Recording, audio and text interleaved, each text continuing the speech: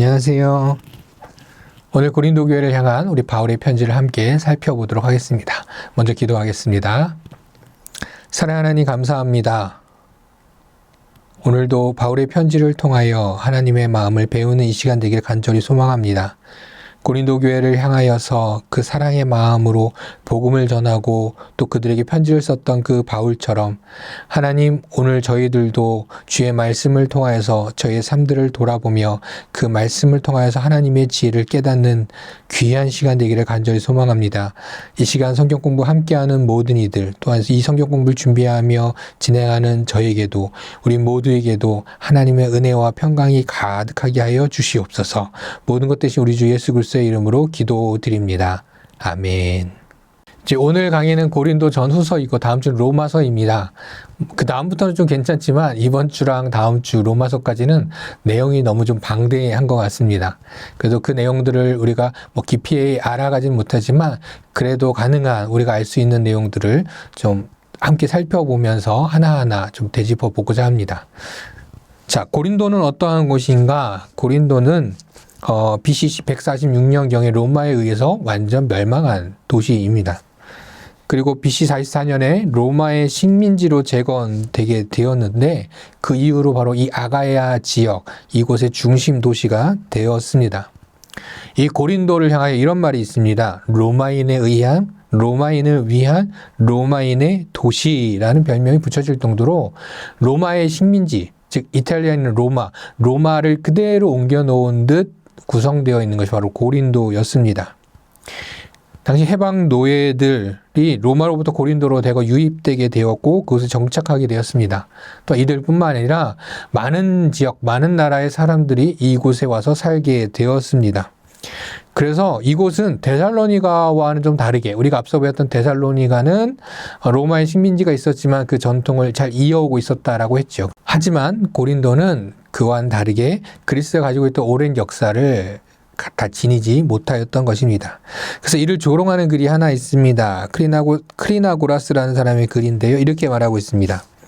참으로 대단한 거주민들을 소유하였구나. 이 불쌍한 도시여. 과거의 훌륭한 시민들은 모두 어디로 갔는가? 그리스가 당한 이 엄청난 재난에 할 말을 잊겠구나. 노예와 불량배들에게 내버려지느니 차라리 땅 아래로 꺼지고 리비아의 사막처럼 버려지는 편이 낫겠구나. 라고 하면서 이 고린도의 안타까움을 표현하고 있습니다. 어찌되었든 이 고린도는 서쪽의 아드리아의 해와 동쪽의 에게해를 연결하는 위치에 있으면서 바로 항구, 두 개의 항구, 동쪽에 있는 갱그레아 항구와 서쪽의 레가니온 항구를 이어주는 그런 무역로의 중심지였습니다. 즉 배가 아래로 해서 지나갈 수도 있었겠지만 그곳이 많이 험난했기 때문에 바로 이 고린도로 항해로 들어와서 육지로 해서 다시 항구로 나아가는 이러한 중심의 무역로의 중심이었습니다. 그래서 아무래도 고린도는 매우 큰 번성한 그런 도시였습니다. 상업적으로 번성한 것뿐만 아니라 아까 말한 대로 여러 각 나라 사람들이 많이 모여들게 되었고 무엇보다도 이곳엔 수많은 학자들이 모이며 학교가 생겨나고 번성하기도 하였다고 합니다. 또한 이렇게 상업이 발달하는 곳에는 그때 누가 있었습니까? 바로 유대인들이 또 많이 살고 있었습니다. 그래서 유대인의 커다란 큰 공동체들이 그곳에도 모여 있었던 것이죠. 그러나 여러 종족들이 모이는 그런 무역의 중심지가 되다 보니 그들이 가져왔던 여러 나라의 종교 그리고 그 사상들로 인해서 혼합주의가 많이 성행하기도 하였다고 합니다. 무엇보다도 성적인 타락이 너무 극심해서 고대 글에는 고린도인들 같이 산다라는 말은 그 의미가 성적으로는 아주 문란하다라는 의미로 사용되기도 하였다고 합니다. 그렇다면 이 바울과 고린도와는 무슨 관계가 있을까요? 자, 2차 전도 여행 생각나십니까? 데살로니가에서 3주 정도 복음을 전하고 쫓겨서 베레아와 아덴까지 이르러서 결국 어디로요? 고린도로까지 가게 됐습니다. 근데 고린도는 1년 6개월 동안이나 복음을 전하였습니다. 물론 당시에 유대인들의 핍박이 유대인들의 공동체들이 또 많았기 때문에 이 바울에 대한 핍박도 심했었지요. 그래서 심지어는 이 당시 총독 갈리오에게 바울을 고소하기도 하였습니다. 그러나 총독 갈리오는 바울과 유대인들 사이의 다툼은 유대인 내부의 문제로 여기면서 로마가 법적으로 개입하지 않겠다. 그것은 옳지 않다라고 판결하면서 그 고소를 다 각하시켜버렸던 것이죠. 그래서 바울은 긴 시간 동안 이 로마의 간섭 없이 마음껏 복음을 전할 수 있었던 것입니다. 자, 그렇게 2차 전도 여행이 마쳐지고 3차 전도 여행 때 에베소에서 사역을 감당하고 있을 때 그때 바로 고린도 교회의 현재 상황들을 그는 듣게 되었습니다. 그리고 고린도에서 여러 사람들이 바울을 찾아오게 되었고요. 그래서 여러 문제, 고린도 교회에서 일어나는 많은 문제들의 질문에 답변하는 방식으로 편지를 쓰게 되었던 것입니다. 고린도 교회에는 여러 문제들이 있었습니다. 다른 서신서들과도 비교가 안 될 정도로 고린도 교회를 향한 많은 문제들이 있었고 그 문제들을 하나하나 바울이 대답해 주고 있습니다. 자, 오늘 고린도전서에서 어떻게 대답하고 있는지, 또 고린도 후서에서는 바울이 어떻게 고린도 교회를 향하여 말하고 있는지 한번 살펴보도록 하겠습니다. 자, 고린도전후서 개론입니다. 먼저 수신자에 대해서는 당연히 수신자는 고린도에 세워진 바로 하나님의 교회, 바로 고린도에 세워진 교회의 성도들이었습니다. 자, 그런데 그 성도들은 어떠했는가라는 것이 이제 오늘의 또 내용이죠. 고린도서 1장 1절에서부터 3절에 보면 하나님의 뜻을 따라 그리스도 예수의 사도로 부르심을 받은 바울과 형제 소스데네가 편지를 쓰고 있습니다. 안부를 묻고 있고 이야기합니다. 고린도에 있는 하나님의 교회, 곧 그리스도 예수 안에서 거룩하여지고 성도라 부르심을 받은 자들과 또 각처에서 우리의 주, 곧 그들과 우리의 주 대신 예수 그리스도의 이름을 부르는 모든 자들에게 하나님 우리 아버지와 주 예수 그리스도로부터 은혜와 평강이 있기를 원하노라 라고 하면서 고린도 교회를 향해 이 편지를 쓰고 있음을 밝히고 있습니다. 또한 이 고린도 교회 성도들은 어떠했느냐, 그들의 특징이 있다면 특히 방언과 가르침, 예언 등 풍성한 영적 은사를 받아 누리고 있었던 그들이었습니다. 그래서 영적으로 볼 때 매우 뜨거움이 가득했던 그들이었던 것이죠. 5절 7절에 보면 이렇습니다. 이는 너희가 그 안에서 모든 일 곧 모든 언변과 모든 지식의 풍족함으로 너희가 모든 은사의 부족함이 없이 우리 주 예수 그리스도의 나타나심을 기다림이라 라고 이야기하고 있습니다. 즉 그 교회는 은사가 충만했습니다. 그 은사를 받고 은사를 사용하고 있는 이들이 참 많았던 것이죠. 방언도 하고요, 가르침도 있고요, 또 예언도 하고 수많은 은사들을 나누고 있었습니다. 그런데 문제는 무엇이냐? 그럼 너무나도 좋아야 될 교회 이것만 그 은사들을 성숙한 믿음을 가지고 사용하지 못하였던 것이죠. 그 일로 인하여서 그 은사를 자기 자랑으로 삼게 되었고 그로 인하여서 서로 싸우고 분쟁하게 되었던 것입니다. 즉 주님께서 주신 은사는 기뻤지만 그 공동체는 끼리끼리 나누어져 살아가고 있었던 것이죠. 또한 이들의 이러한 모습들은 단순히 교회 공동체에서만 일어난 일이 아니라는 것입니다. 즉 교회 공동체에 많이 모였기 때문에 그런 것이 아니라 바로 고린도 지역이 가지고 있던 특징들, 또 그들이 살아왔던 그 생활 습관들, 또한 그릇된 사고방식이 바로 이 교회까지 흘러 들어오게 되면서 이런 문제들이 쉽게 해결되지 않았던 것이죠. 만약 교회에서 공동체들끼리만 일어난 일이었다면 그 안에 여러 가지 문제들을 해결하는 데 쉬웠겠지만 그렇지 못되었던 것이죠. 그들의 삶이 바로 연결되었었던 것입니다. 그래서 사도 바울은 이것에 대해서 구체적으로 이 문제들을 하나하나 조목조목 짚어가며 대답을 하였던 것입니다. 서신 목적입니다. 고린도전서를 쓴 이유는 바울은 고린도 교회 내부에 발생한 많은 문제들에 대하여서 전해 들었고 이 문제들에 대하여서 복음으로 해답을 제시하며 교회가 질서 있고 하나님의 교회로 온전히 서기를 바라는 마음으로 기록하게 되었습니다. 고린도 교회 문제는 어떤 것들이 있었는가? 파당과 분쟁, 교인들 사이에 불화가 있었지요. 그리고 음행도 있었고 교회 안에서 벌어지는 근친상간도 용인하고 있었던 겁니다. 또한 교인들끼리 법정 소송도 있었고요. 간음, 또한 혼인에 대한 여러 가지 문제들, 또 우상의 제물, 또 예배의 여러 가지 모습들, 예배 방식에 대한 여러 가지 생각들, 그리고 은사와 부활의 문제, 또한 하나님 앞에 드리는 헌금에 대한 문제까지도 수많은 문제가 그 안에 다루어져 있었고 그 문제를 가지고 대답하고 있는 것, 그 문제에 답해주기 위하여서 이 고린도전서가 작성되었습니다. 두 번째로 고린도후서는 바울이 고린도 교회의 이 문제에 대해서 답변하고 편지를 보내고 또한 이에 대해서 관여하게 되었죠. 그렇다 보니 무엇이 옳고 그른 것도 바울은 이야기하게 되었죠. 이것에 대한 불만을 품은 일부 세력들이 바로 바울을 폄하하기 시작했던 겁니다.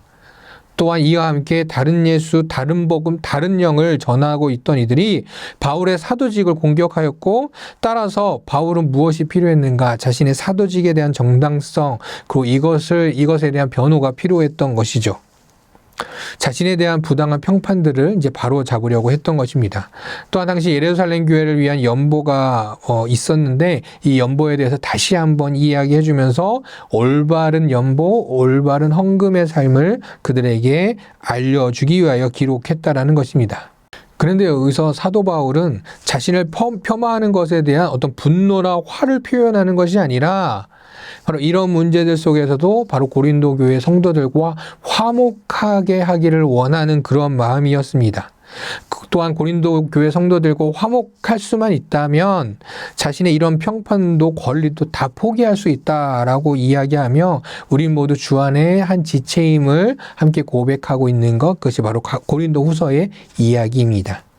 고린도 전후서의 개요는 이렇습니다. 고린도 전서는 16장으로 이루어져 있습니다. 1장 1절에서 9절까지 인사말, 10절에서 1장과 4장에는 교회 내부의 분쟁에 대한 서로 분파의 문제가 있었죠. 이거에 대한 책망이 있었고, 5장에서 6장까지는 바로 도덕적 무질서에 대한 책망이 나누어져 있습니다. 7장은 결혼에 관한 문제, 8장에서 11장 초반까지 우상 제물에 대한 교훈이 들어있고, 11장에서 14장까지는 공적 예배에 관한 교훈이 들어있습니다. 또한 15장엔 부활에 관한 거, 16장에는 헌금에 대한 교훈과 함께 문안, 마지막으로 인사를 나누고 있습니다. 다음 고린도후서는 13장까지 존재합니다. 1장 전 인사말을 하고 2장까지는 자신의 방문 계획의 변경에 대해서 해명해 주고 있습니다. 3장에서 5장 초반까지는 사도직의 정당성을 변론하고 있고, 또한 5장에서 7장까지는 화목하게 하는 직분에 대해서 이야기합니다. 8장에서 9장 중간쯤에 들어가는 이 8장에서 9장에서는 예루살렘 교회를 위한 연보를 권면하며 올바른 헌금 생활에 대해 이야기해 주고 있습니다. 또 10장 12장 초반에는 사도권에 대한 바울의 변호가 이어지고, 12장에서 13장까지는 3차 방문 계획 및 또 성도들에 대한 권면이 들어가고, 13장 끝부분에 가서는 마지막 인사와 축도로 끝마쳐지고 있습니다. 자, 고린도 교회는 앞서 말했던 대로 바울이 2차 전도 여행 때 교회를 세웠던 지역입니다. 그리고 무엇보다 이때 바울은 같은 일을 하고 있던 브리스길라와 아굴라와 브리스길라를 만나게 되었고, 그들은 좋은 동역자가 되게 되었지요. 데살로니가에서 돌아온 실라와 디모데까지 모두 합세하면서 이 고린도에서 1년 6개월의 사역은 고린도에서 복음을 열심히 전하였습니다. 그렇게 은혜로운 2차 전도 여행에서 교회가 세워졌던 고린도였지만, 3차 전도 여행 때 많은 문제들을 접하게 되었고, 바울은 이를 해결해야 했습니다. 물론 바로 바다를 건너 고린도로 달려가고 싶었지만 여전히 자신이 사역하고 있던 에베소와 여전히 남아있는 지역들이 있기 때문에 바울은 먼저 편지를 보내기로 하였던 것이죠. 지금은 남아있지 않지만 앞서 고린도 전서보다 먼저 보냈던 편지들도 있고, 또 중간에도 좀 유실된 편지들도 있다곤 합니다. 어쨌든 하지만 우리가 고린도 전서와 고린도 후서의 그 내용들로서도 충분히 이 고린도의 문제들에 대해서 분명 우리가 알 수 있기 때문에 이를 통하여서 우리 바울이 어떻게 이야기하고 있는지 한번 살펴보도록 하겠습니다. 고린도전서의 내용입니다. 고린도전서는 장별로 많은 문제들이 좀 있고 이야기가 좀 길어질 것 같습니다. 고린도후서는 그래도 사도 바울이 어떤 변호하는 내용들이 많다 보니까 조금 내용 자체는 적고요. 좀 상대적으로 고린도서가 좀 많습니다. 차근차근 하나씩 좀 살펴보도록 하겠습니다. 자, 고린도전서 1장에서 4장까지의 내용은 교회 내의 분쟁에 대하여서 책망하고 있는 모습이 보여지고 있습니다. 그러니까 고린도 교회에 있어서 가장 큰 문제는 무엇이었는가라고 하면은 분쟁, 그러니까 나누어져 있고 성도들끼리 끼리끼리의 모임들이 있었다라는 것이죠. 그리고 단순히 1장에서 소개하는 어떤 파당뿐만 아니라 이어나오는 많은 문제들이 그냥 단순히 어떤 문제가 있어서 그 문제를 해결하는 것이 아니라 그 문제로 인해서 성도들이 갈라지고 나누어져 있었던 것이 문제였던 것이죠. 자, 그 중에 가장 대표적인 것이 이 분파였습니다. 어떤 분파냐? 지도자들을 두고 난 분파였던 것이죠. 그래서 제일 먼저 다루고 있습니다. 자, 여기서의 문제는, 이 분파에서의 문제는 두 가지로 나눠볼 수 있습니다. 하나는 지도자들을 자기 자랑으로 여겨나는 이 분파들이 생겨났다는 것이고요. 두 번째로는 하나님의 지혜를 무시하고 세상의 지혜를 따른 그들이 문제였던 것이죠. 오늘 11절, 12절, 1장 11절, 12절 말씀입니다. 내 형제들아 근로의 지편으로 너희에 대한 말이 내게 들리니 곧 너희 가운데 분쟁이 있다는 것이라. 내가 이것을 말하거니와 너희가 각각 이르되 나는 바울에게, 나는 아볼로에게, 나는 게바에게, 나는 그리스도에게 속한 자라 한다는 것이니 라고 이야기하고 있습니다. 자, 어떻게 이렇게 되었을까? 교회 밖을 한번 먼저 보기를 원합니다. 그러니까 고린도라는 지역은, 고린도의 사람들은 어떠했는가? 당시 유능한 웅병가, 철학가들, 이런 사람들을 자신의 선생님으로 여기며 그들을 따르고 그들을 지원하였습니다. 그런데 문제는 단순히 좋은 선생님을 모시는 것으로 여기는 것이 아니라 그 선생님으로 인해, 그 웅병가로 인해서 그 사람들로 인해서 자기를 자랑하고 있었던 것이죠. 그러니까 쉽게 말하면 이렇습니다. 그냥 우리 선생님은 정말 유능하신 선생님이야 라고 하면서 선생님을 자랑한 게 아니라 내가 모시는 선생님은 유능한 선생님이야. 내가 이분을 잘 모시고 있어. 내가 참 대단한 사람이야 라는 게 그들의 분위기였던 것이죠. 고린도의 대부분의 분위기였던 거예요. 즉 내가 모시는 선생님, 내가 따르는 선생님이 높은 위치에 있으면 나도 높은 위치에 가게 되는 것, 그것이 그들의 문화였던 것이죠. 그 문화가 그대로 이 고린도 교회에도 전해졌던 것입니다. 그래서 원래 사도 바울이 교회를 세웠지만 곧이어 찾아왔던 아볼로와 또한 게바, 베드로에 의해서 사람들은 각자 따라가게 됐던 것이죠. 그런데 여기서 바울과 아볼로와 또한 베드로 사이에 어떤 문제가 있었느냐. 그러니까 이들이 무언가 분쟁이나 이들 간에 뭔가 싸움이 있었기 때문에, 어떤 힘의 자랑들이 있었기 때문에 분파가 생겼냐라고 한다면 그들 간에는 아무런 거리낌도 없었다라는 것이죠.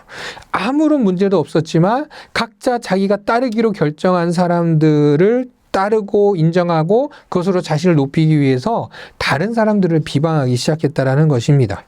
즉 그 모습은 고린도의 사회가 갖고 있던 모습과 같은 것이었던 것이죠.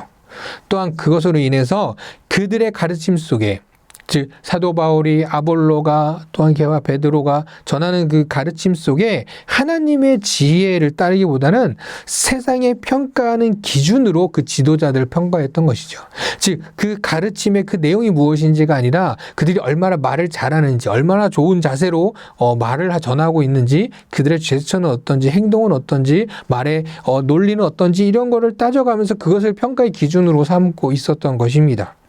그래서 그들을 향하여 바울은 이렇게 이야기했던 것이죠. 먼저 지도자들을 자기 자랑으로 여겼던 그들에게 사도 바울은 우리는 하나님의 동역자요, 또 우리는 하나님의 성전이라 이야기합니다.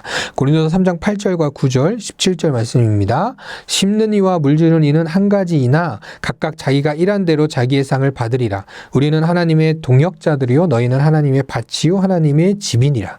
누구든지 하나님의 성전을 더럽히면 하나님이 그 사람을 멸하시리라. 하나님의 성전은 거룩하니 너희도 그러하니라 라고 이야기하고 있습니다. 즉 너희가 아무리 지도자들을 따로따로 세우고 누가 위다 아래다 할지라도 우리는 모두 하나님의 동역자, 하나님의 나라를 세우는데 함께 일하는 자들이다 라고 말하면서 우리는 모두 하나님의 성전이다 라고 이야기하며 거룩함을 표현하고 있습니다. 두 번째로 세상의 지혜를 따르던 그들에게 세상의 지혜가 아닌 하나님의 지혜를 따르라 라고 이야기하고 있습니다. 1장 27절부터 29절입니다. 그러나 하나님께서 세상에 미련한 것들을 택하사 지혜 있는 자들을 부끄럽게 하려 하시고 세상에 약한 것들을 택하사 강한 것들을 부끄럽게 하려 하시며 하나님께서 세상에 천한 것들과 멸시받는 것들과 없는 것들을 택하사 있는 것들을 폐하려 하시나니 이는 아무 육체도 하나님 앞에서 자랑하지 못하게 하려 하심이라. 즉 고린도 교회 성도들은 지도자로 인해서 자신들이 유식하다, 지혜롭다 말하고 있지만 바울은 영적으로 그들은 육에 속한 자들로 미성숙한 자들이다 이야기하고 있습니다. 그렇기에 그들에게 세상의 지혜를 따르지 마라, 세상의 기준을 따르지 마라, 하나님의 지혜를 따르라 라고 하나님을 온전히 바라보며 주님을 정말 주인으로, 성령님을 나의 삶의 중심으로 모시기를 권면하고 있는 것입니다. 이렇게 지도자의 분파로 인하여서 갈라져 있는 우리 고린도 교회를 향하여서 사도 바울은 하나가 되라, 동역자가 되고 함께해라, 또 또 하나님의 지혜를 바라봐라. 세상의 기준이 아니다 라고 권면하고 있는 것입니다. 다음 5장에서 6장까지는 도덕적 무질서에 대한 책망을 하고 있습니다. 두 가지인데요. 음행에 대한 문제와 세상 법정에 대한 송사에 대한 문제입니다. 먼저 음행에 대한 부분은 5장 1절에 보면 이방인들도 하지 않는 음행을 그들이 하고 있었고 그것이 공공연히 인정되고 용인되고 있었던 것이죠. 그들을 그렇게 책망하고 있습니다. 그래서 고린도에 흐르고 있던 사상은 이원론적인 사상이었는데 그 헬라적인 이원론적 사상은 이원론은 영과 육을 나누면서 육신은 악한 것이다. 우리는 영으로 구원받았기 때문에 몸은 도덕적으로 해이해지고 악해져도 아무런 상관이 없다. 그들은 여겼던 것이죠. 이러한 사상을 가지고 음행을 행하였던 그들을 향해서 사도 바울은 어떻게 해야 되는가? 바로 음행한 자는 내어 쫓으라. 음행하고 탐욕하고 우상 숭배한 자들은 내어 쫓으라 이야기합니다. 5장 11절입니다. 이제 내가 너희에게 쓴 것은 만일 어떤 형제라 일컫는 자가 음행하거나 탐욕을 부리거나 우상 숭배를 하거나 모욕하거나 술 취하거나 속여 빼앗거든 사귀지도 말라. 그런 자와는 함께 먹지도 말라 함이라. 정말 그것이 옳은 것이 아님을 분명하게 이해해 주면서 그들을 타일르거나 그들을 용납해 주거나 이런 게 절대 아니라는 것이죠.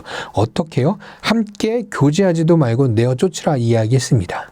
두 번째로 세상 법정에서의 송사 문제가 나오고 있습니다.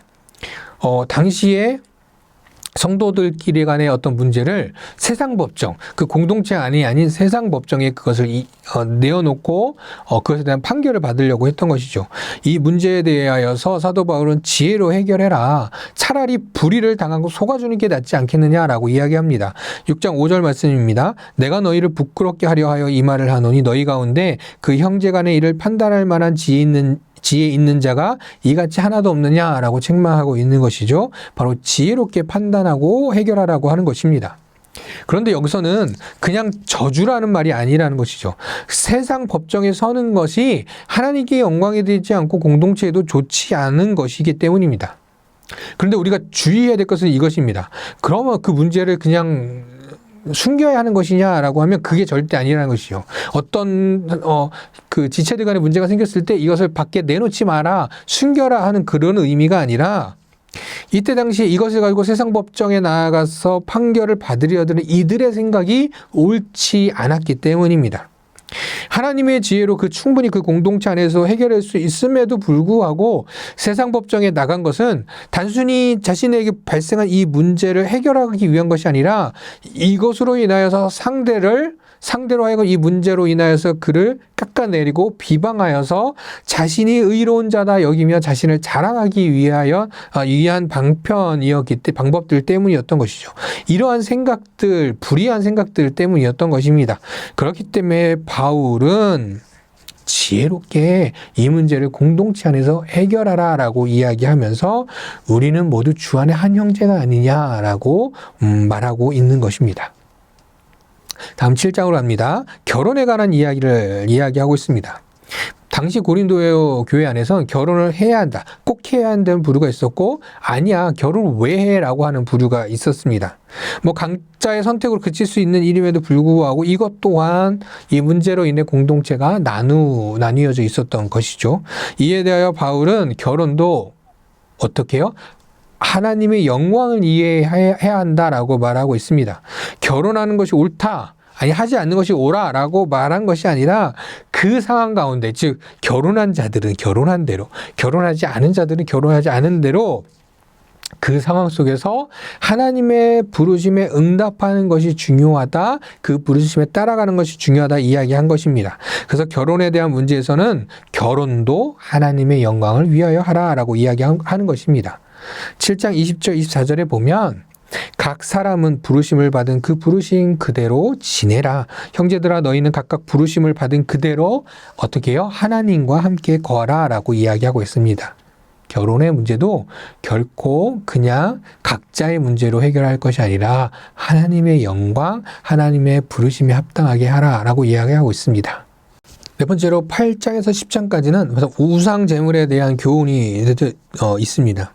당시 고린도에는 사랑의 여신을 부르는 아프로디테의 신전이 있었습니다. 그래서 이 신전은 어떤 곳이었느냐? 1000명 정도의 그 신전의 매춘부들이 있었으며 이것으로 인해서 도시 전체를 아주 타락시켜 주고 있었던 것이죠.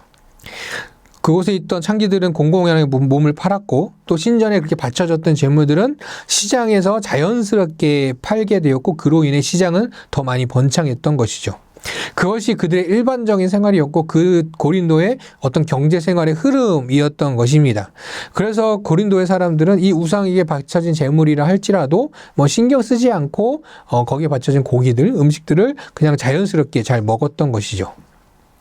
그런데 자, 여기서 문제는 단순히 음식이 부정한 것이다 아니다를 넘어서 당시 제물을 먹던 이들이 그 제물만이 아니라 이방 신들의 그 제사 의식에도 자연스럽게 참여하였던 것입니다. 그 이유는 무엇이냐? 음식이 부정한 것이 아니다. 음식은 부정한 것이 아니야. 즉 앞서 말한 것 같이 영적으로 구원받았기 때문에 몸으로 이런 음식을 먹는 것은 뭐 아무렇지도 않아. 상관없어라고 그들은 생각하고 있었던 것이죠. 근데 반대로 영적으로 구원받았다 하더라도 우리의 몸은 순수하게 지켜야 된다. 순결하게 지켜야 된다라고 하는 사람들은 또 몸을 지켜야 한다라면서 이 음식을 거부하고 있던 사람들도 있었던 것이죠. 이 두 부류가 또 싸우고 나누어지고 서로 비방하고 있었던 것입니다. 자, 그래서 이 음식이 아무렇게나 먹어도 된다라고 말하는 이들 또한 그들이 그것뿐만 아니라 무엇에도요, 이방신의 어떤 그런 제사 의식에도 그들은 참여하고 있었던 것이죠. 왜냐하면 거기에 참여해도 괜찮다. 몸은 괜찮다. 나는 그곳에 관심은 없어. 하지만 거기에 참여만 하는 거야 라고 말하는 것이죠. 왜냐하면 나는 영으로 구원을 받았기 때문에. 즉 제사의식에 참여는 그냥 우리 예배 참여만 한 것이 아니라 그것에 성적이 문란한 그것들에 타락되어진 그것에도 함께 동참했던 것이죠. 그래서 사도 바울은 이렇게 이야기합니다. 8장에서 먼저 우상에게 바친 제물, 음식에 대하여 이야기하고 있습니다. 대답은 이렇습니다. 형제를 실족하게 하지 말라라고 이야기합니다. 8장 12절 13절입니다. 이같이 너희가 형제에게 죄를 지어 그 약한 양심을 상하게 하는 것이 그리스도에게 죄를 짓는 것이니라. 그러므로 만일 음식이 내 형제를 실족하게 한다면 나는 영원히 고기를 먹지 아니하여 내 형제를 실족하지 않게 하리라 라고 말하고 있습니다. 또 넘어가 10장에 보면은 이방신들의 제사 의식, 그것을 무엇으로 표현했냐면 바로 귀신의 식탁이라고 이야기하면서 제사 의식에는, 이방인들의 제사 의식에는 절대로 참여하면 안 된다라고 이야기하고 있습니다. 10장 21절에 너희가 주의 잔과 귀신의 잔을 겸하여 마시지 못하고 주의 식탁과 귀신의 식탁이 겸하여 참여하지 못하리라. 참여하면 안 된다라고 분명히 단호하게 이야기하고 있는 것입니다. 그러면서 앞서 말했던 형제를 실족하지 않게 하라라고 하면서, 즉 나는 먹어도 돼라고 생각하지만 만약 그것으로 해서 형제가 실족한다면 먹지 말아야 한다라고 이야기하는 것이죠.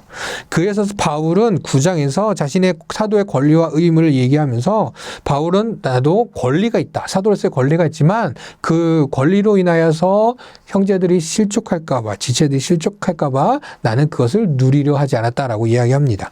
9장 18절입니다. 그런즉 내 상이 무엇이냐? 내가 복음을 전할 때 값없이 전하고 복음으로 말미암아 내게 있는 권리를 다 쓰지 아니하는 이것이로다 라고 이야기하고 있습니다. 즉 사도 바울도 그렇게 사역을 하고 있다라고 이야기해주고 있는 것이죠.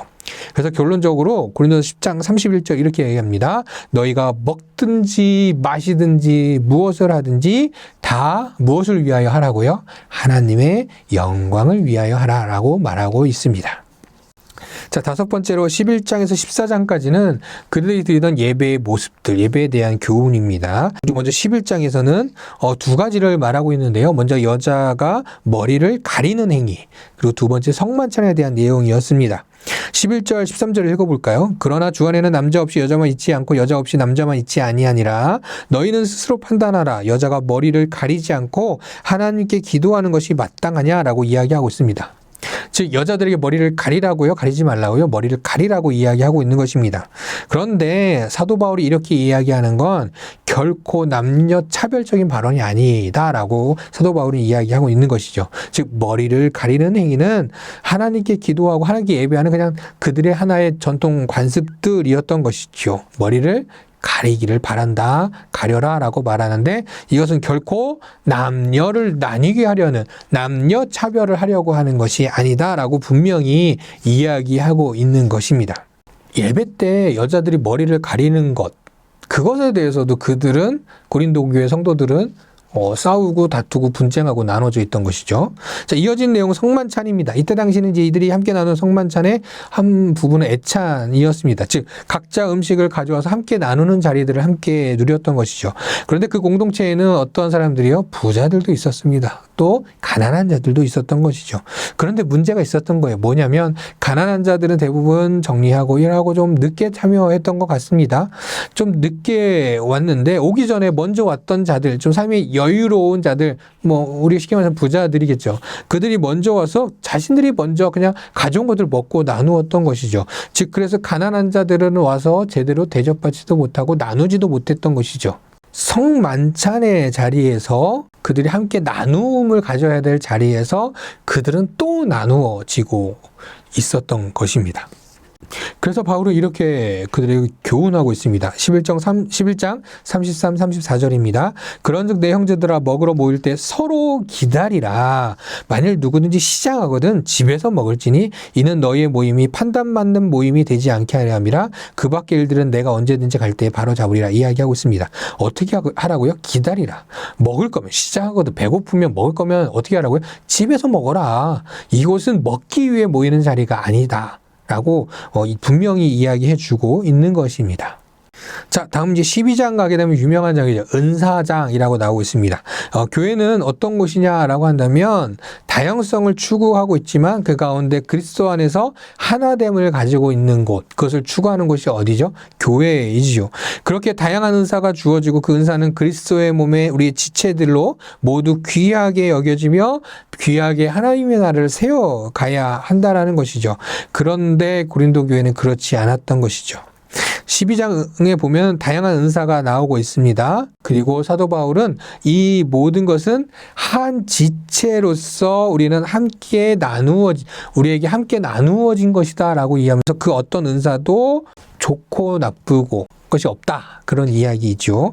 8절에서 11절까지 한번 볼까요? 어떤 사람에게는 성령으로 말미암아 지혜의 말씀을, 어떤 사람에게는 같은 성령을 따라 지식의 말씀을, 다른 사람에게는 같은 성령으로 믿음을, 어떤 사람에게는 한 성령으로 병 고치는 은사를, 어떤 사람에게는 능력 행함을, 어떤 사람에게는 예언함을, 어떤 사람에게는 영적 분별함을, 다른 사람에게는 각종 방언 말함을, 어떤 사람들은 방언들 통변함을 주시나니. 이제 권면입니다. 이 모든 일은 같은 한 성령이 행하사 그의 뜻대로 각 사람에게 나누어 주시는 것이니라. 자, 12장에서 바로 이러한 은사들이 우리에게 다 있다. 이 모든 은사는 다 귀하고 한 성령님에 의해서 주어지는 것이다. 우리 모두에게 똑같이 나누어지는 것이다 라고 이야기해주며 그런 은사들에 대해서 설명해 주고 있습니다. 어느 것이 더 귀하고 어떤 것이 더 천하고 조금 낮은 수준 낮은 은사가 절대 아니라는 것이죠. 이것들을 구분하고 내 은사가, 난 이런 은사를 받았으니 난 더 높은 사람이야 라고, 특히 이제 방언의 은사들 같은 경우 그들에게 이게 바로 보여지기 때문에 마치 영적으로 엄청 수준 높은 은사를 받았다라고 자랑하고 그들이 있었던 것이죠. 이에 대해서 책망하며 이에 대해서 어떻게 해야 하는가라고 이야기해주고 있습니다. 여기서 은사장은 우리가 본 고린도전서 12장이 있고 로마서 12장, 같은 12장이네요. 고린도전서 12장, 로마서 12장에서 은사에 대해서 이야기해 주고 있습니다. 올바른 은사가 무엇인지 한번 이 고린도전서 12장에서 내게 주신 은사는 무엇인지, 또 로마서 12장에서 또 고정에 내게 준 은사는 무엇인지 한번 보면서 그 은사를 잘 사용하는 데 우리가 되기를 바랍니다. 이어지는 13장에서는 이렇게 은사로 인해서 서로 다투고 또 서로를 이렇게 차별하고 구분하고 있었던 그들에게 이 은사들이 너희에게 중요한데 이 은사들 앞에 너희들이 가장 가져야 할 것이 있다라고 말하면서 13장에서 소개하고 있습니다. 그것이 무엇입니까? 사랑이죠. 우리가 함께 가져야 하는 사랑은 무엇인가 13장에서 설명하고 있습니다. 그리고 결론적으로 그래서라고 얘기하면서 그 얘기합니다. 13장 8절에서 사랑은 언제까지나 떨어지지 아니하되 은사인 예언도 패하고 방언도 그치고 지식도 패하리라. 그런데 그런즉 믿음, 소망, 사랑 이 세 가지 중인 세 가지는 항상 있을 것인데 그 중에 제일은 무엇이라고요? 사랑이라고 이야기하고 있었던 것입니다. 자, 이제 예배에서 이제 14장으로 달려갑니다. 예배 시에 방언을 너무 남용하면서 고린도 교회는 무질서해지고 있었던 것입니다.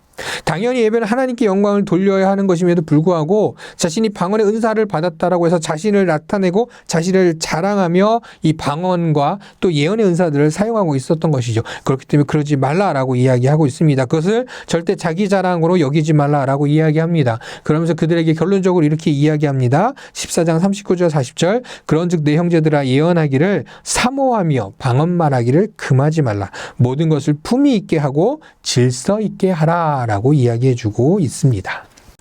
마지막으로 15장에서는 부활에 대해서 이야기하고 있습니다. 사도 바울은 고린도 교회의 많은 문제들에서 핵심은 무엇이냐? 바로 그리스도의 부활에 있음을 바울은 이야기하고 있습니다. 즉 오직 교회 성도는 그리스도인은 우리는 그리스도의 부활을 바라보고 그 부활을 소망해야 하고 믿고 나가야 한다라고 이야기하고 있는 것이죠. 그래서 부활에 대해서 이야기하면서 잠자는 자들의 첫 열매인 바로 그리스도의 부활을 이야기해 주고 있습니다. 또한 마지막 날이 될 때 우리는 신령한 몸이 변화되게 될 것이다 라고 이야기하고 있습니다. 15장 20절에 그러나 이제 그리스도께서 죽은 자 가운데서 다시 살아나사 잠자는 자들의 첫 열매가 되셨도다. 15장 51절 52절에 보라 내가 너에게 비밀을 말하노니 우리가 다 잠잘 것이 아니요 마지막 나팔에 순식간에 호련히 다 변화되리니 나팔 소리가 나매 죽은 자들이 썩지 아니할 것으로 다시 살아나고 우리도 변화되리라 라고 이야기하면서 부활에 대해서 설명해 주고 있습니다. 16장에서는 바로 예루살렘 교회 성도를 위한 연보를 마지막으로 부탁하면서 그 인사를 나누고 있습니다. 자, 이렇게 바울은 고린도의 편지, 바로 이 고린도전서를 보냈습니다. 그리고 이 고린도전서, 고린도후서 사이 아마 고린도에 잠시 방문했던 것 같습니다. 근데 바울은 이때 잠시 방문했던 이 방문이 가슴 아픈 방문이라 이야기하고 있습니다. 왜냐하면 바울의 권위에 반대하며 공격하는 자들이 있었던 것이죠. 그러나 이후 파견되었던 디도로부터 복음을 전하는 사역을 하고 있던 디도로부터 그 사람에 대해서 공격하던 사람에 대해서 고린도 교회가 처벌하였고 을 이제 전해 듣게 되었습니다. 그러나 여전히 남아있는 거짓 사도들로 인해서 사도 바울은 자신의 사도직에 대한 권위와 또한 이것에 대한 권위에 대한 자신의 변호가 필요하였고 또한 예루살렘 교회를 위한 연보를 이제 마치 사울의 사적인 거 아니냐? 바울이 사적으로 이것을 사용하려는 거 아니냐라는 의문을 제기하는 자들이 있었기 때문에 이것들에 대하여서 설명하고자 바로 편지를 쓰게 됐는데 고린도 후서입니다. 어떤 학자들이 고린도 후서를 하나의 편지가 아니라 최소한 3개 정도의 편지가 합쳐진 것이다라고 이야기하기도 합니다. 이런 이야기는 나중에 고린도 후서를 더 깊이 나눌 때 보면 좋을 것 같고요. 이 고린도를 향한 두 번째의 마음, 물론 마음은 편지 여러 가지 있었지만 우리가 볼 때 고린도전서 후에 고린도 후서에선 어떠한 마음을 품고 있는지 이제 고린도 후서의 내용을 함께 살펴보도록 하겠습니다. 고린도후서는 대부분 변호에 대한 부분 2가지가 많이 크게 있기 때문에 내용이 그리 많지는 않습니다. 자, 바울을 좋아하지 않는 고린도 일부 사람들은 그의 평판을 계속 나쁘게 하려고 하고 있었죠. 그래서 그것 중에 하나가 바로 고린도를 내가 이렇게 찾아갈게, 방문할게라고 바울이 말했었지만 그 계획이 이제 변경이 됨에 따라서 이것 또한 거짓 교사들은 바울을 비난하는 빌미로 삼았던 것이죠. 저 바울 봐라, 저렇게 말했지만 저렇게 바꿔서 하는 거 보면 참 가벼운 사람이야 라고 그냥 신뢰할 수 없더라고 이야기한 것이죠. 그러면서 바울은 고린도를 내가 2차례 방문하려 했지만 부득이 일정이 변경되었다라고 말하면서 그 이유를 간단히 설명합니다. 고린도서 1장 23절 내가 내 목숨을 걸고 하나님을 불러 증언하게 하노니 내가 다시 고린도에 가지 아니하는 것은 무엇 때문이라고요? 너희를 아끼려 함이라. 바로 성도들을 위하는 마음이었고 무엇보다도 하나님의 계획이었음을 사도 바울은 이야기했습니다. 3장 4장에서는 새 언약의 일꾼들입니다. 말씀 읽어보겠습니다. 1절 2절입니다. 4장 1절 2절 그러므로 우리가 이 직분을 받아 긍휼하심을 입은 대로 낙심하지 아니하고 이에 숨은 부끄러움의 일을 버리고 속임을 행하지 아니하며 하나님의 말씀을 혼잡하게 하지 아니하고 오직 진리를 나타내므로 하나님 앞에서 각 사람의 양심에 대하여 스스로 추천하노라 라고 이야기하고 있습니다. 무엇이냐면 당시 사람들은 당시 그곳에 있던 다른 교사들, 우리가 여기서 말하는 거짓 교사들, 이 사람들이 어떤 사람들이었냐면 나는 예루살렘에서 보냄받은 사람이야. 나는 예루살렘에서 추천받은 사람이야. 마치 자랑하는 것이죠. 고린도의 그 분위기처럼 그 문화들처럼 나는 이렇게 지금 말하면 자격증이 있어. 나 이렇게 추천서를 받았어. 이렇게 이걸로 자신들을 막 나타내려고 했던 것이죠. 근데 사도 바울은 그런 것이 없잖아 라고 이야기한 거예요. 그런데 사도 바울은 바로 새 언약의 일꾼들이다 라고 이야기하면서 바로 하나님 앞에서 강약심에 대하여 스스로 추천하노라, 자신은 그런 추천서에 얽매이는 있는 것이 아니라 어떤 보이는 그런 것이 아니라 온전히 자신은 하나님의 인도하심 따라 하나님의 계획하심 따라 복음을 전한다라고 이야기하고 있는 것입니다. 5장 7장입니다. 화목해 하는 직분 그리고 고린도 교인들과의 화해. 17절 18절에 그런즉 누구든지 그리스도 안에 있으면 새로운 피조물이라, 이전 것은 지나갔으니 보라 새 것이 되었도다. 모든 것이 하나님께로서 났으며 그가 그리스도로 말미암아 우리를 자기와 화목하게 하시고 또 우리에게 화목하게 하는 직분을 주셨으니 라고 이야기하고 있습니다. 즉 화목하게 하는 직분을 주셨다라고 이야기하면서 우리는 화목하자, 당신들과 화해하고 화목하기를 원합니다 라고 이야기하고 있는 것이죠.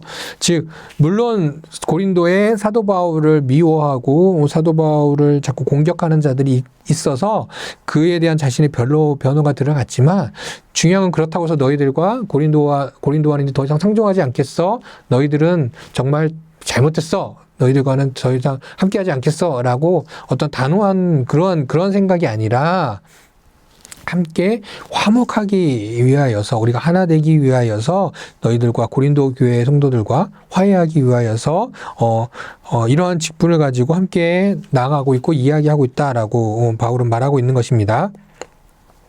자, 이제 바울은 3차 전도 여행을 마무리하면서 예루살렘에 있는 가난한 사람들을 위한 연보를 전달할 계획이었습니다. 그래서 어려운 형편 속에서도 아낌없는 연보를 한 그 마게도니아 교인들의 모습을 예로 들면서 고린도 교인들에게 권면하고 있는 게 바로 8장 9장의 내용입니다. 예루살렘 교회를 위한 연보인데요. 1년 전부터 아마 이 예루살렘 교회 연보를 이곳에서 시작한 것 같습니다. 1년 전부터 시작한 거죠. 그러니까 우리 예루살렘 교회를 도웁시다 라고 하면서 연보합시다, 헌금합시다 라고 한 게 1년이나 돼가고 있던 겁니다. 이제 그래서 마무리를 좀 했었으면 좋겠다라고 요청한 것이죠. 당시 예루살렘은 극심한 흉년으로 인해 큰 궁핍에 놓여져 있었습니다. 그래서 그곳에 있는 성도들이 매우 가난한 위기에 처해져 있었던 것이죠. 그래서 사도 바울은 이 일에 있어서 어떻게 해요? 기쁜 마음으로 기꺼이 자발적으로 드리는 헌금이다라고 이야기하면서 기쁜 마음으로 기꺼이 드려라라고 이야기하고 있습니다.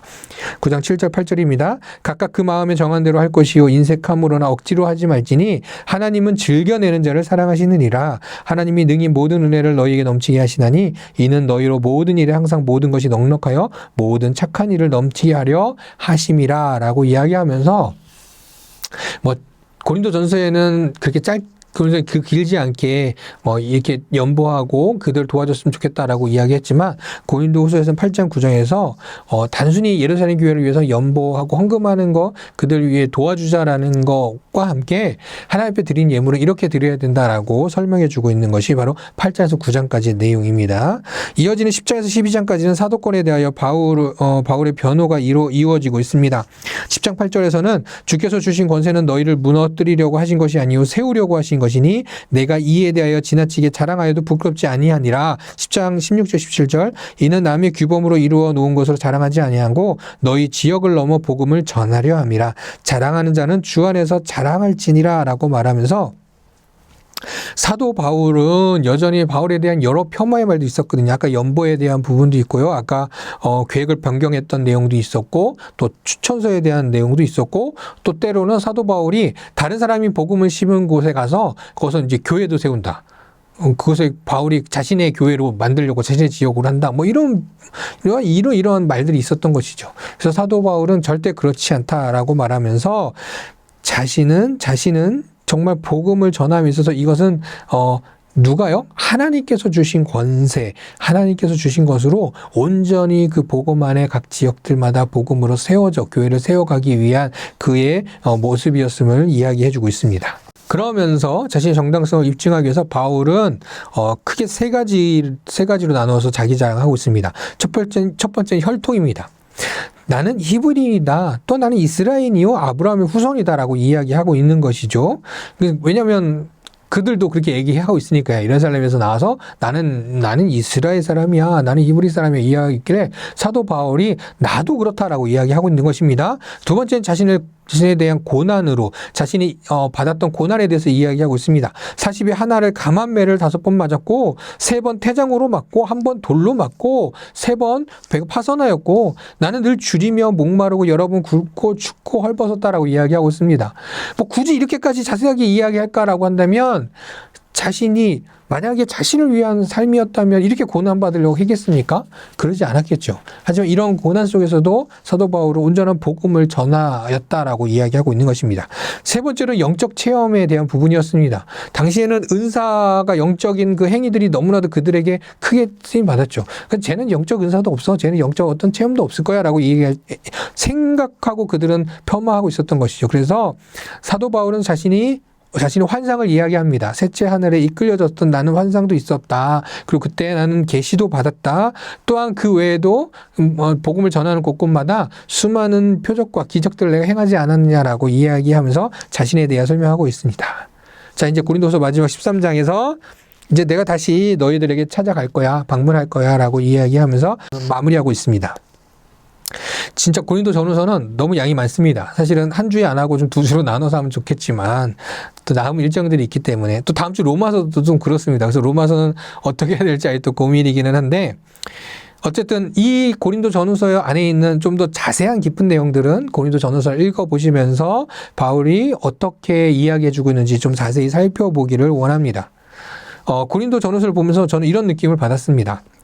고린도에 있는 교회는 북적북적하고 사람들도 막 많이 모여 있고 막 확작하고 막 그런 가운데 또 이런저런 문제도 많은 곳. 쉽게 말해서 사역자로 보면 정말 골치 아픈 교회가 아닐까라는 생각을 해봤습니다. 또한 우리가 흔히도 말하는 애물단지처럼 여겨지지 않았을까요? 그래서 이런 골치 아픈 교회라 그냥 잊고 싶고 외면하고 싶을지도 모르겠습니다만은 여전히 바울은 이 고린도 교회를 같은 지체로 또한 사랑하였습니다. 그렇기 때문에 이렇게 하나하나 정말 내용을 다루기에도 너무 많은 내용들이지만 하나하나 또 최선을 다하여서 설명하고 답변하여 주었던 것이죠. 그리고 중간에 방문하여서 가슴 아픈 일, 자신이 외면당하고 아마 공격당하고 무시당하고 했었던 것 같습니다. 근데 그런 가운데서도 또 교회를 사랑하는 마음으로 그들과 함께하고 화목하기를 원했던 그 바울의 마음이 바로 이 고린도 전후서에 담겨져 있는 것을 보게 됩니다. 저는 오늘 이 고린도 전후서에서 3가지로 이러한 공동체가 우리가 됩시다. 이렇게 생각하면서 3가지로 적용을 한번 해봤습니다. 첫 번째는 하나님의 영광을 위하는 공동체가 됩시다 라는 것이죠. 교회 공동체는 결코 사교적인 모임이 아니라는 것이죠. 친교의 목적은 절대 없다라는 것입니다. 그러니까 친교의 목적이 절대 우선이 되거나 친교의 목적으로 모인 것은 아니라는 것이죠. 이 공동체는 오직 무엇 때문에요? 하나님의 영광을 위하여 하나님을 나타내는 그런 공동체라는 것입니다. 나의 자랑이 아닌 오직 하나님만을 높이는 그런 공동체가 되어야 한다는 것이죠. 그렇기 때문에 하나님을 높이는 일이기 때문에 만약 그렇게 하나님의 영광을 위하는 공동체가 된다면 이 고린도 교회가 보여줬던 것처럼 분파될 일도 분쟁할 일도 서로 다투고 싸울 일도 사라질 것입니다. 두 번째는 하나님의 지혜를 따르는 공동체입니다. 왜냐하면 살아가다 보면 세상의 방법들, 그 논리들이 그런 행위들이 더 옳은 것처럼 느껴지기도 합니다. 또한 갈수록 보면 이 교회 문화가 세상으로 들어가는 것이 아니라 세상의 문화가 교회로 오는 것을 또한 보게 됩니다. 물론 상황화라고 해서 그 지역의 문화와 그 상황에 따라 이 문화에 따라 맞춰가야 하는 것들도 분명히 있겠지만 그 근본은 언제나 하나님의 지혜가 우선이 되어야 한다는 것이죠. 하나님이 우선이 되어야 되고 하나님의 지혜를 따라야 되고 무엇보다도 하나님 나라의 가치관, 하나님 나라의 세계관을 우리는 가져야 한다는 것입니다.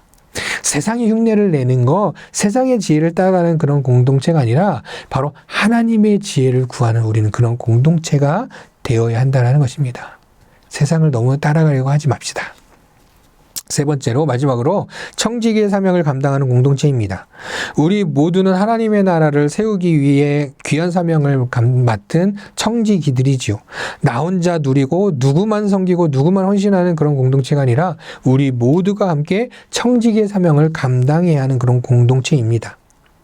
우리는 모두 그리스도의 몸 안에 한 지체로서 나만 돋보여지는 것이 아니라 함께 이루어가는 것, 그렇게 이방 교회에서 예루살렘의 다른 지역의 성도들을 돌보자라고 이야기하며 돌봤던 그들처럼, 또 그들 안에서도 함께 하나됨을 이야기하는 것처럼 주님의 뜻에 따라 각자에게 맡겨진 귀한 사명들을, 그 청지기의 사명들을 잘 감당하며 함께 어울려져 가는 것이 하나님께서 원하시는 바로 공동체, 청지기로서의 사명을 감당하는 공동체 일이라 생각이 듭니다.